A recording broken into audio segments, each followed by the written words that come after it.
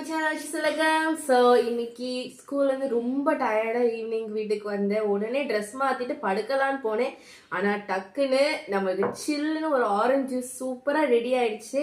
So இதில் வந்து ரொம்ப நல்ல வைட்டமின் சி இந்த மாதிரி நியூட்ரியன்ஸ்லாம் இருக்குது. குடிச்ச உடனே அப்படி ரிஃப்ரெஷிங்காக இருக்குங்க. நம்மளுக்கு தண்ணியோ இந்த சோடாவோ எதுவுமே தேவைப்படாது போல். அதுக்கப்புறமா பிஸ்கெட்டு அப்படின்னு ஸ்நாக்ஸ் சாப்பிடாம நல்ல ட்ராகன் ஃப்ரூட். இது என்னன்னா உண்மையிலேயே ஐஸ்கிரீம் மாதிரி டேஸ்ட் வருதுங்க. கடிக்கும் போது சில்லுன்னு சாப்பிட்டாலே அவ்வளோ நல்லா இருக்கும்.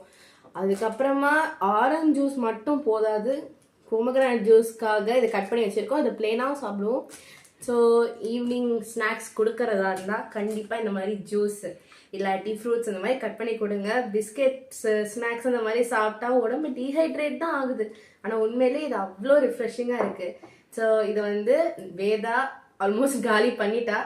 அவள் சீக்கிரமாக ஸ்கூல் விட்டு வந்ததுனால நான் வந்து ஃபுல்லாக இப்போ காலி பண்ணி முடிச்சுட்டு திருப்பி பொமக்ரானட் ஜூஸ் இன்னொரு ரவுண்ட் போட போகிறேன்.